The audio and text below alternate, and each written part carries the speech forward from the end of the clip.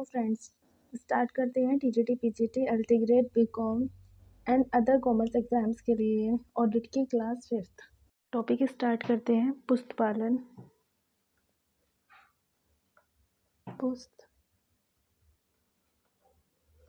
Book keeping, लेखाकर्म, accountancy एवं अंकेक्षण।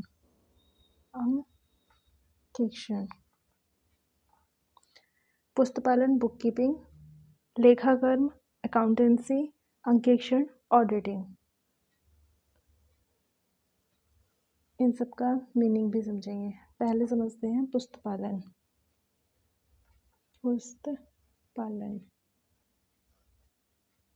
पुस्तपालन क्या होता है? पुस्तपालन होता क्या है?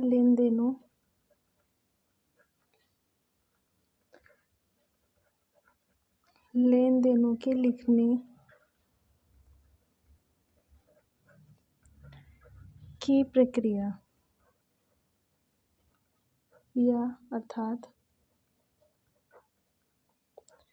लेन देनों को लिखने की प्रक्रिया अर्थात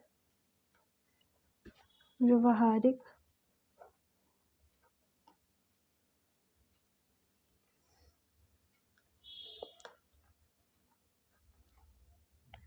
या व्यवहारिक भाग।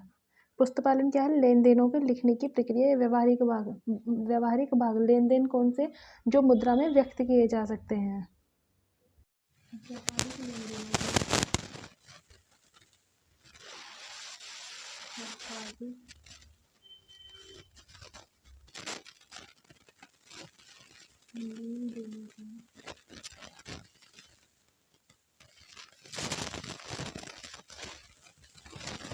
प्रारंभिक पुस्तकों में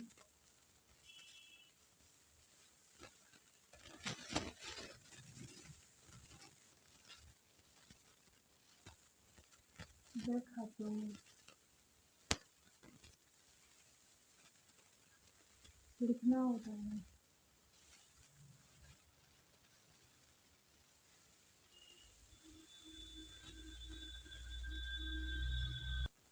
पुस्तकालय के अंदर पुस्तकालय पुस्तकालय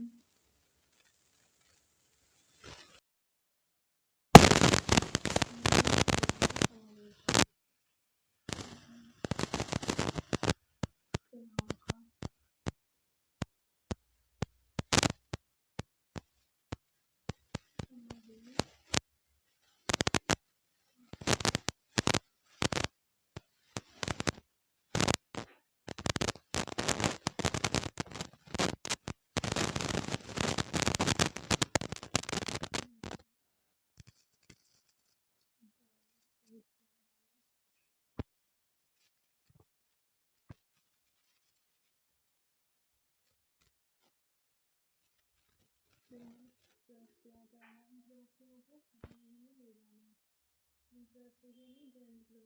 आते हैं? उसके लिए कौन कौन सी प्रविष्टियाँ की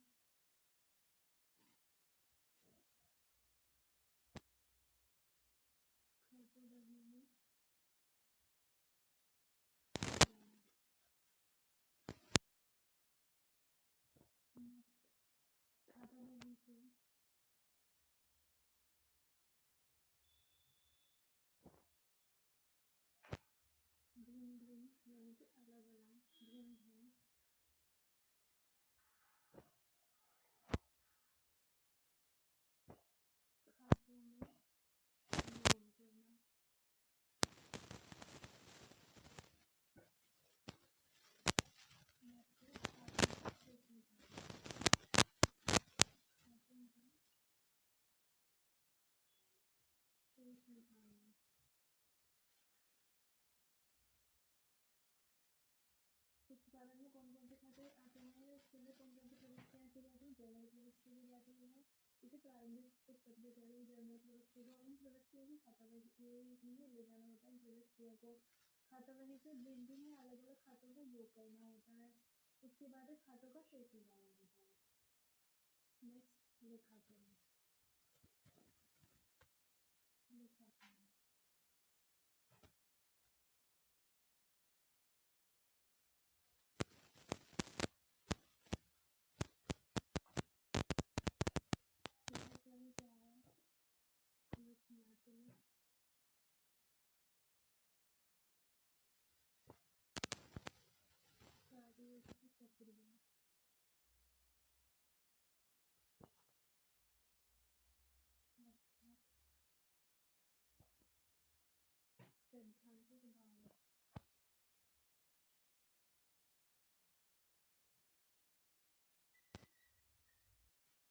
रचनात्मक कार्य की प्रक्रिया अर्थात सैद्धांतिक भाव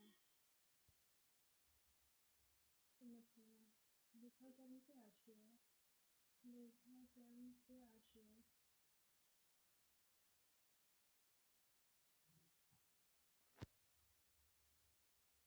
प्रारंभिक पुस्तकों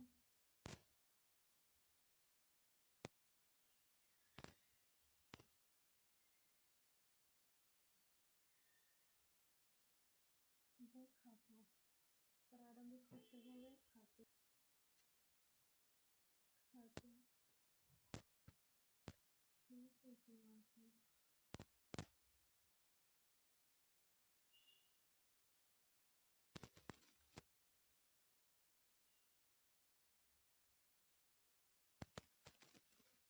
अंतिम खाते बनाना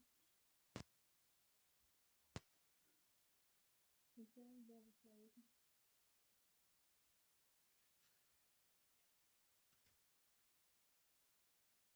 निष्कर्षों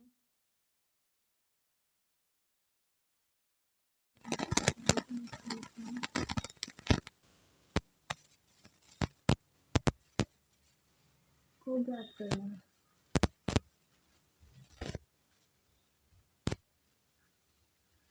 ज्ञात करना व उनका विश्लेषण करना।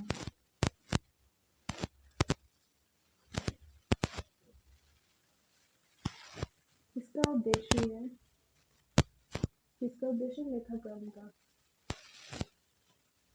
इसका उद्देश्य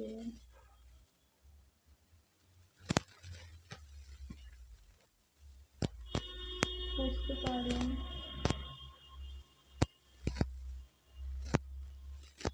से प्राप्त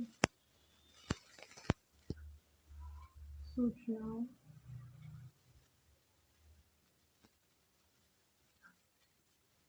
से निष्कर्ष निकालना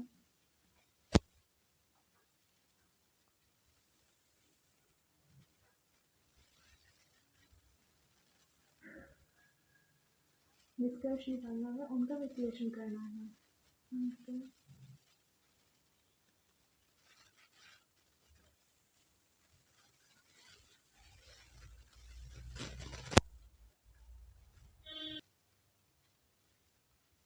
लेखाकरण का कार्य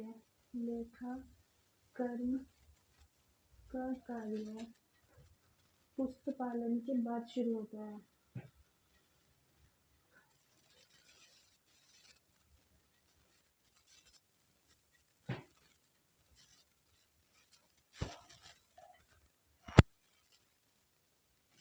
इसी कारण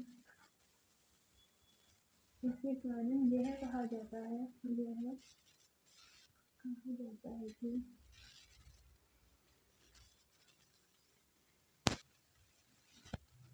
जहाँ से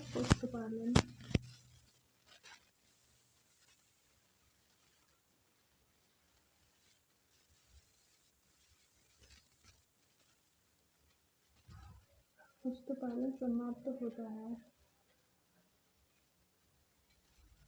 वहीं से लेखाकरण प्रारंभ होता है।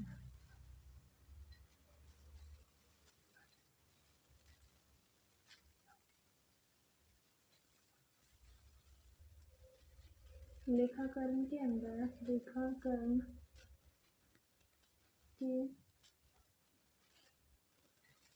अंतर्गत निम्न क्रियाओं का समावेश होता है।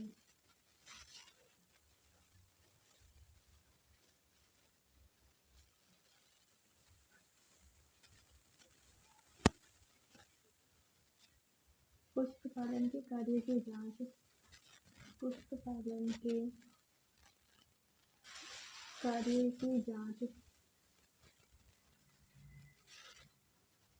जांच करना तलपट बनाना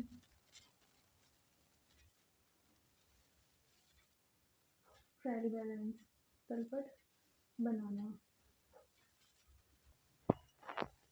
व्यापारिक तथा लाभ हानि खाता बनाना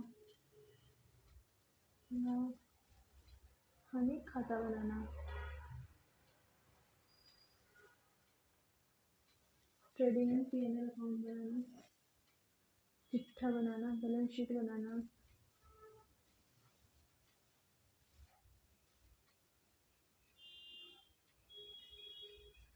बैलेंस शीट भूल सुधार, भूल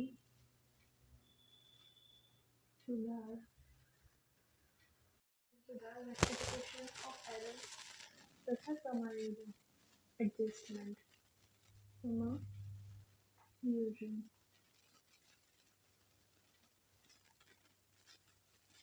के विधि करना। लेखाकरण में क्या आता है? पुस्तकालय के कार्य की जांच करना आता है, तलपट बनाना आता है, व्यापारिक तथा लाभानी खाता बनाना होता है, चिट्ठा बनाना होता है, भूल सुधार तथा समायोजन के लेखे कहने होते हैं। सबसे पहले लेखाकरण किया जाता है, सबसे पहले पुस्तकालय किया जाता है, उसके बाद लेखाकरण किया जाता है। और जहाँ से लेखाकरण का कार्य शुरू होता है वहाँ पर पुस्तकालय का कार्य समाप्त हो जाता है, या जहाँ पर पुस्तकालय का कार्य समाप्त हो जाता है वहाँ पर लेखाकरण प्रारंभ होता है। सबसे पहले पुस्तकालय होता है, उसके बाद लेखाकरण होता है। लेखाकरण पुस्तकालय के बाद ही होगा, पहले कभी नहीं होगा। नेक्स्ट चलते हैं अंकेक्षण, ऑडिटिंग। अंकेक्षण, ऑडिटिंग।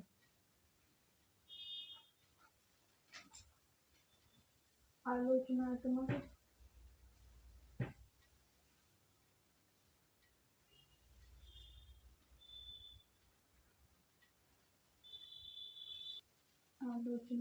कार्य की प्रक्रिया,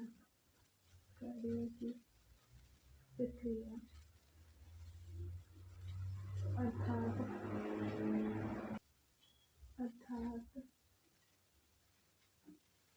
विवेचनात्मक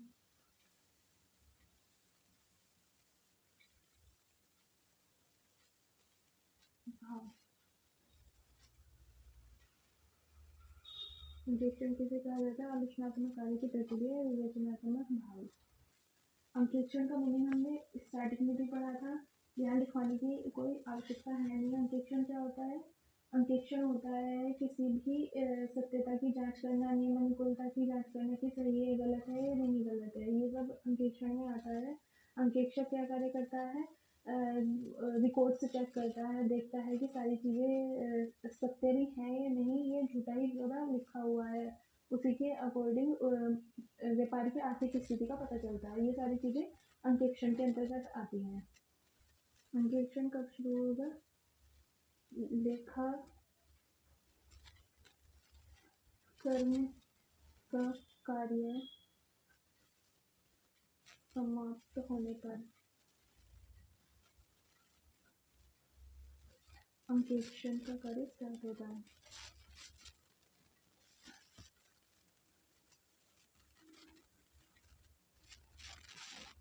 प्रारंभ होता है।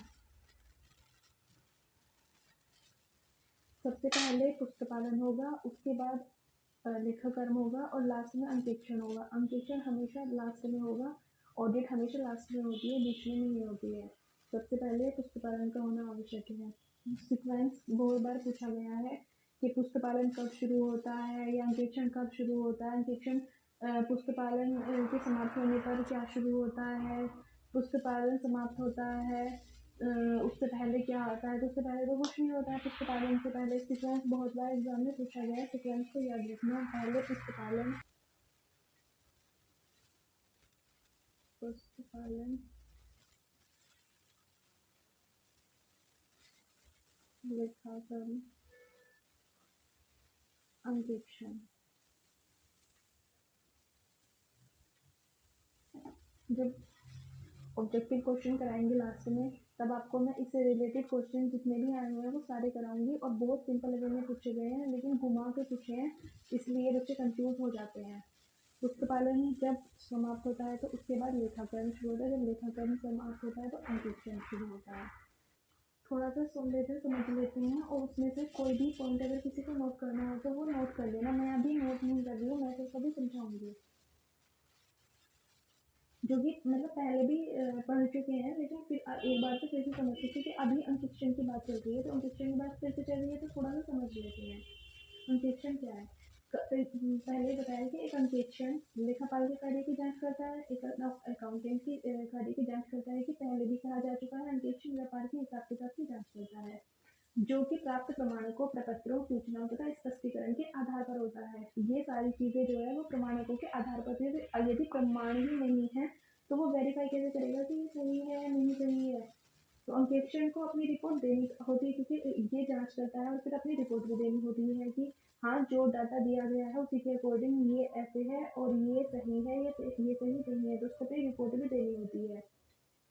स्पष्ट करना होता है कि संस्था जो है उसकी आर्थिक स्थिति क्या होगी, क्योंकि अगर डेटा गलत होगा, यदि उसके पास रिपोर्ट गलत होगी तो स्थिति भी गलत ही शो होगी, और अगर डेटा सही होगा तो स्थिति भी शो होगी। तो आर्थिक स्थिति का पता चलता है जब ऑडिटिंग हो जाती है। तो अंकेक्षण से पता चलता है कि व्यापार की आर्थिक स्थिति क्या है। लाभ हानि चिट्ठी का भी पता चलता है ठीक ठीक, और उस जो अंकेक्षक है यानी कि जो ऑडिटर है उसका कर्तव्य भी बन जाता है कि वो जिस भी संस्था का ऑडिट कर रहा है, वो उसका फर्ज बनता है और उसका कर्तव्य बन जाता है कि वो उसकी सही स्थिति ही प्रस्तुत करे, किसी दबाव में, किसी भी लालच में आके उसकी स्थिति को गलत बिल्कुल भी प्रदर्शित नहीं करे। फर्स्ट वीडियो में क्वेश्चन क्या था कि क्या एक अंकेक्षक को जो अंकेक्षक है उसको लेखाकरण यानी कि एक अकाउंटेंट की नॉलेज होनी चाहिए, या एक अकाउंटेंट को एक अंकेक्षक की नॉलेज होनी चाहिए?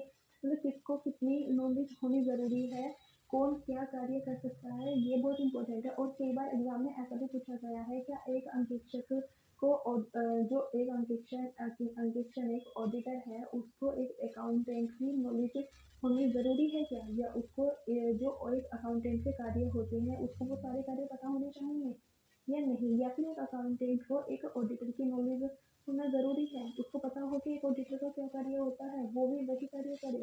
ये क्वेश्चन बहुत इंपॉर्टेंट है। फर्स्ट क्लास में हमने कहा था कि ये क्वेश्चन हम फिर से रिपीट कराएंगे, इसको समझते हैं।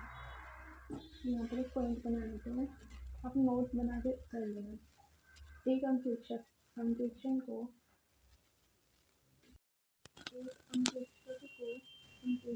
यानी कि ऑडिटर को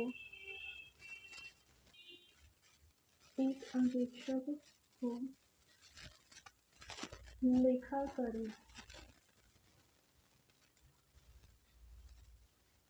के सिद्धांतों का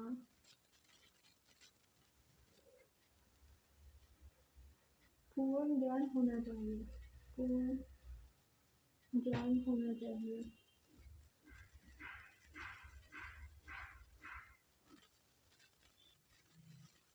इसी कारण एक अंकेक्षक का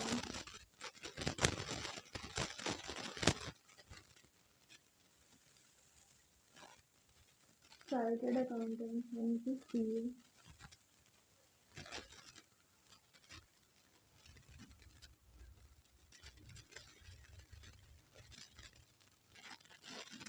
होना आवश्यक है।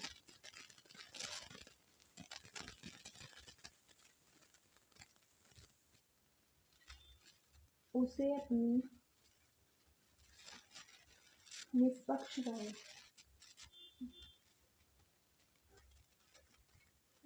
देनी होती है, उसे यानी कि ऑडिटर को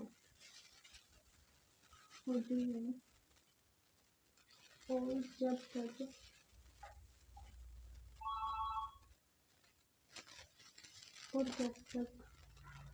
वह पूर्ण छानबीन से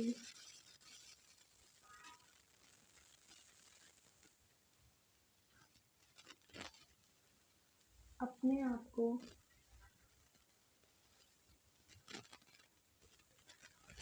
संतुष्ट नहीं कर लेता,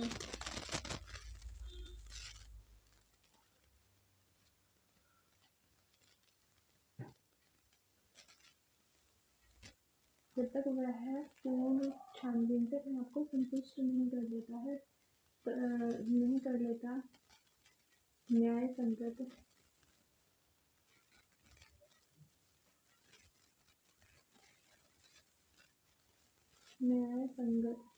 रिपोर्ट नहीं प्रस्तुत कर सकता, रिपोर्ट नहीं दे सकता, रिपोर्ट नहीं दे सकता।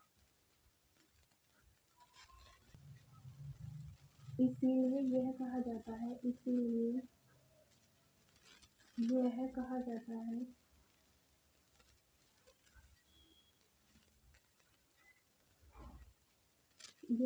है कि लेखाकरण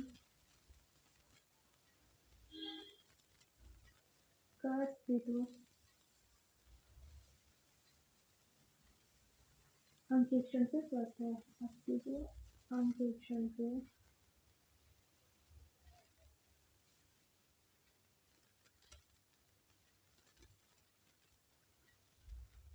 स्वतंत्र है।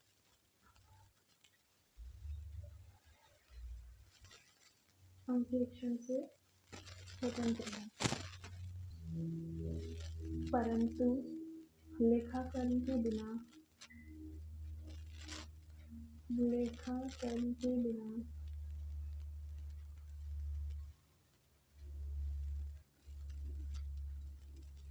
अंकेक्षण का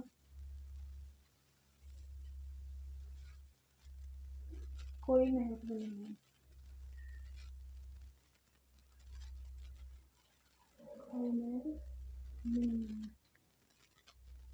अंकेक्षण लेखाकरण पर आधारित है।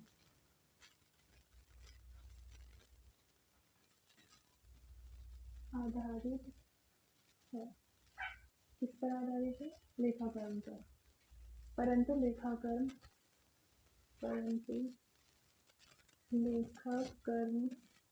अंकेक्षण पर आधारित नहीं है। अंकेक्षण पर आधारित नहीं है।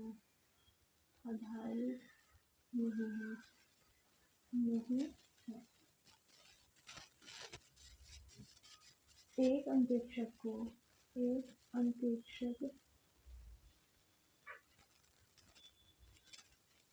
लेखाकरण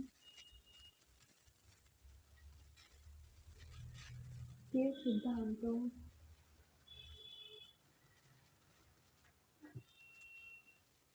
तथा व्यवहारिक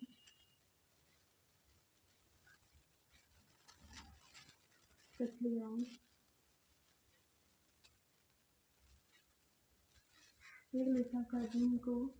एक अंकेक्षक को लेखाकरण के सिद्धांतों तथा व्यवहारिक प्रक्रियाओं से पूर्ण परिचित होना चाहिए।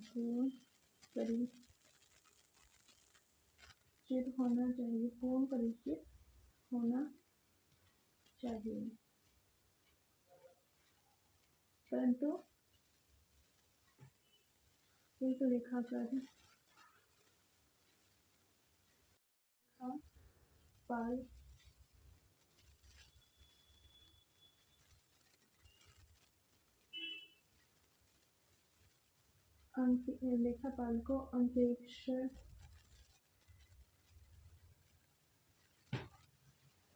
एक लेखापाल को अंकेक्षण के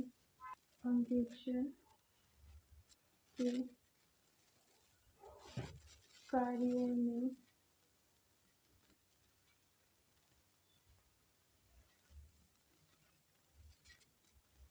विशेषज्ञ होना आवश्यक नहीं है।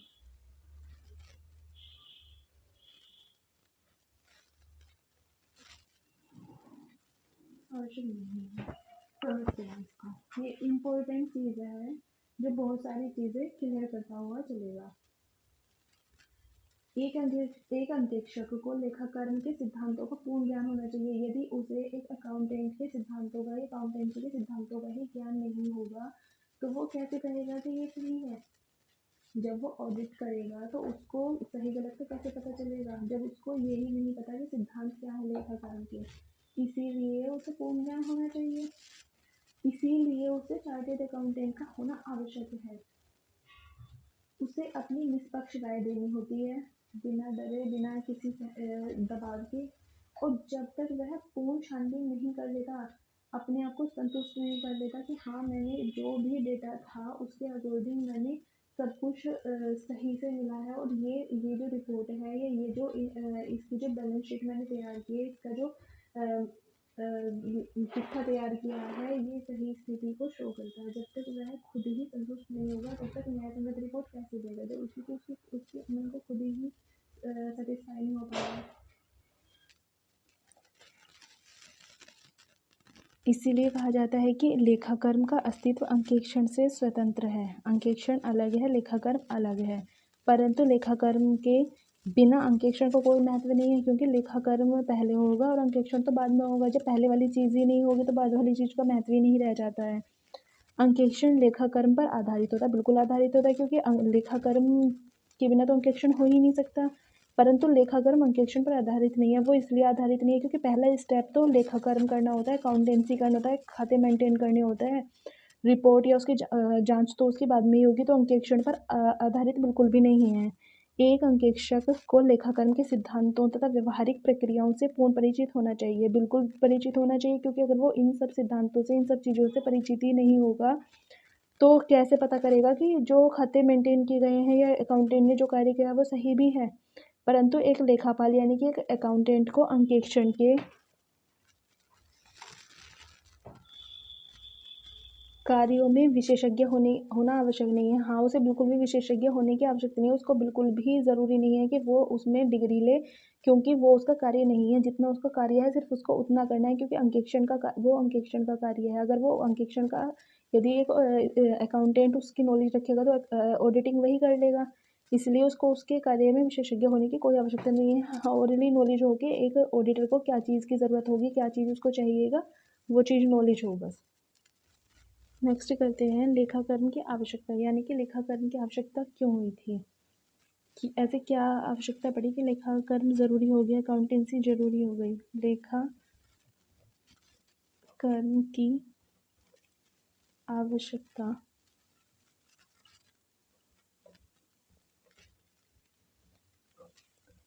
के संबंध में तर्क।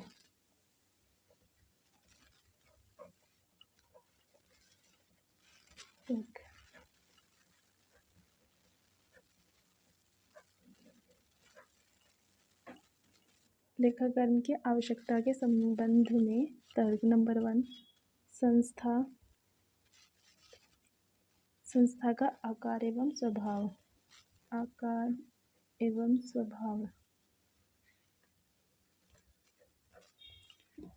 संस्था का आकार एवं स्वभाव सिर्फ समझते चलेंगे, लिखेंगे नहीं। प्रत्येक संस्था चाहे वह छोटी हो और चाहे वह बड़ी हो, किसी न किसी रूप में हिसाब किताब रखना आवश्यक हो जाता है। जब वो हिसाब किताब ही नहीं रखेगी तो उसको पता कैसे चलेगा कि वो प्रॉफिट में है या लॉस में, इसलिए हिसाब किताब रखना तो ज़रूरी हो जाता है। कुछ संस्थाओं के लिए अंकेक्षण भी अनिवार्य है। सिर्फ एकाकी व्यापार और साझेदारी को छोड़कर सभी के लिए, अधिकतर सभी के लिए अंकेक्षण ऑडिटिंग अनिवार्य कर दी गई है, मैंडेटरी है। अंकेक्षण तभी संभव होगा, अभी पढ़ा हमने, अंकेक्षण तब संभव होगा जब लेखाकर्म का कार्य होगा, तो लेखाकर्म तो खुद ही ज़रूरी हो गया। अंकेक्षण तभी संभव होगा जब संस्था अपना हिसाब किताब रखेगी, उचित लेखा पद्धति के अनुसार रखेगी। तो उपयोगिता की दृष्टि से यह आवश्यक है कि प्रत्येक संस्था के लिए लेखाकर्म का कार्य करना आवश्यक है, उसको अपने खाते मेंटेन करना आवश्यक है। नेक्स्ट पॉइंट, लाभ व हानि का ज्ञात।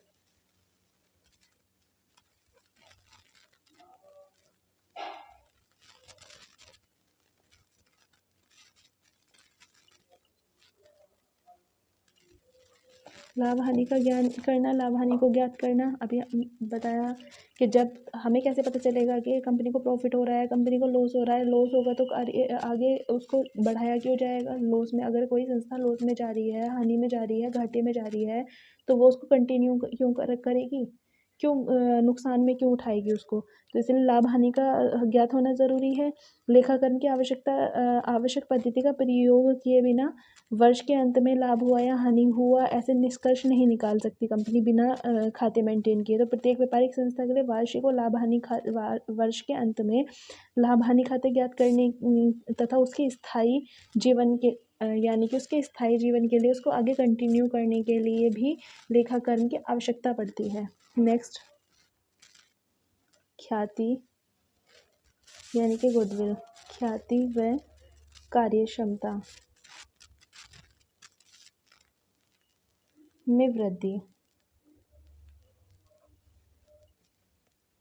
ख्याति व कार्यक्षमता में वृद्धि करना। किसी भी संस्था की जो ख्याति है वो लेखाकर्म यानी कि अकाउंटेंसी किए बिना नहीं निकाली जा सकती। सही एवं समुचित हिसाब किताब के बिना ख्याति का ज्ञान करना असंभव है। अकाउंटेंसी की अच्छी पद्धति, सर्वोत्तम पद्धति का प्रयोग करेंगे तब उसकी ख्याति और कार्यक्षमता में वृद्धि यानी कि कितना वो प्रोसेस कर रही है उसका ज्ञान हो पाएगा। नेक्स्ट, प्रगतिशील व सजीवता। प्रगतिशील व सजीवता।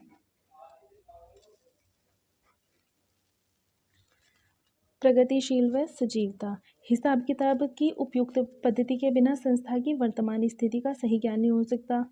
भविष्य में प्रगति किस प्रकार संभव है, प्रगति है भी या नहीं है, ये भी कैसे पता चलेगा।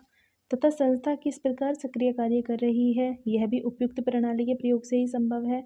इसका मतलब है कि भावी योजनाओं तथा कार्यक्रम लेखा पद्धति की प्रक्रिया सुलभ हो सके, इसलिए प्रगतिशील व सजीवता की जांच के लिए भी लेखाकरण की आवश्यकता होती है। नेक्स्ट, व्यवसाय की ख्याति में वृद्धि।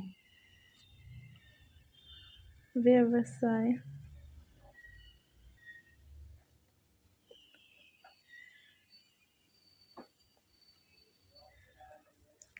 ख्याति में वृद्धि। व्यवसाय की ख्याति में वृद्धि, लेखाकरण की अच्छी पद्धति, सर्वोत्तम पद्धति, इन सबको प्रयोग में लाने से व्यावसायिक संस्था की साख में वृद्धि भी होती है। सरकार के लिए कर दायित्व के निर्धारण होते हैं। वित्तीय संस्थाओं से ऋण प्राप्त करने, न्यायालय में प्रमाण पत्र प्रस्तुत करने, विदेशी व्यापार के लिए अनुमति प्राप्त करने, दिवाला की स्थिति में ऋण मुक्त के संबंध में आज्ञा पाने के लिए हिसाब किताब की उपयुक्त पद्धति अत्यंत ही आवश्यक हो जाती है। नेक्स्ट, कुछ अन्य बातें। अन्य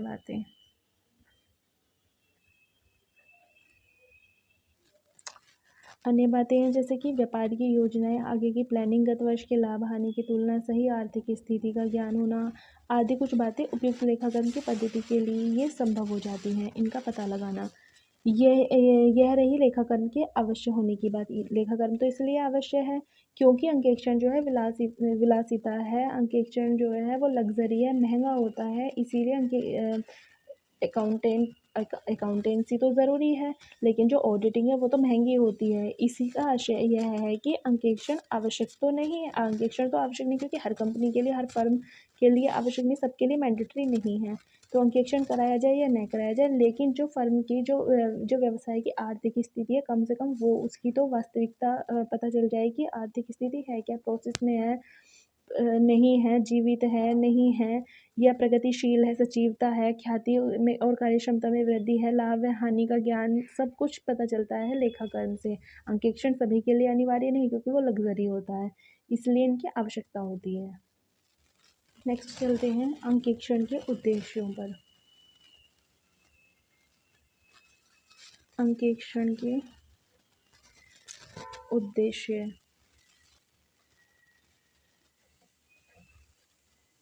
अंकेक्षण के उद्देश्यों को दो भागों में बांटा गया है।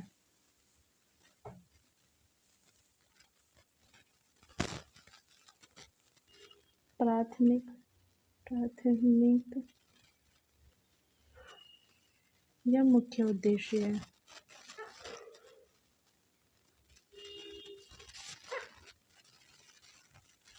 दो सहायक उद्देश्य है।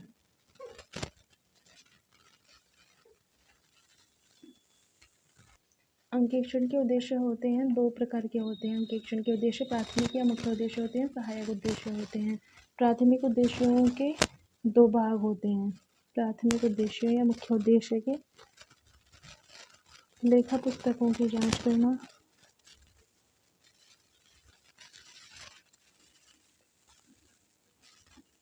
लेखा पुस्तकों की जांच करना और वार्षिक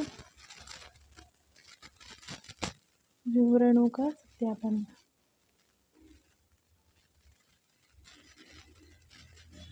और सहायक उद्देश्य होते हैं अशुद्धियों की खोज, अशुद्धियों की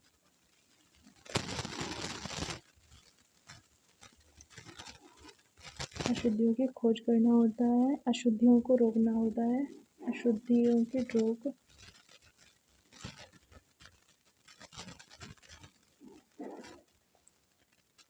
थर्ड पॉइंट है छल कपट की खोज, छल कपट की खोज करना, खोज।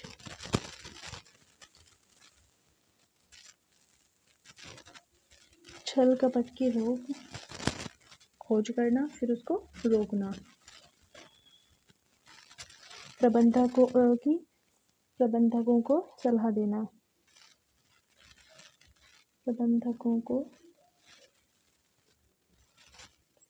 सलाह देना। फिफ्थ पॉइंट कर्मचारियों पर नैतिक प्रभाव, कर्मचारियों पर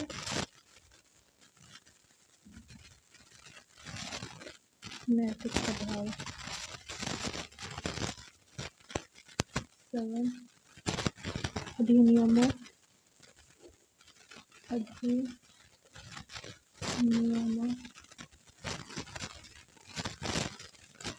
के उद्देश्य, अधिनियमों के आदेशों की पूर्ति।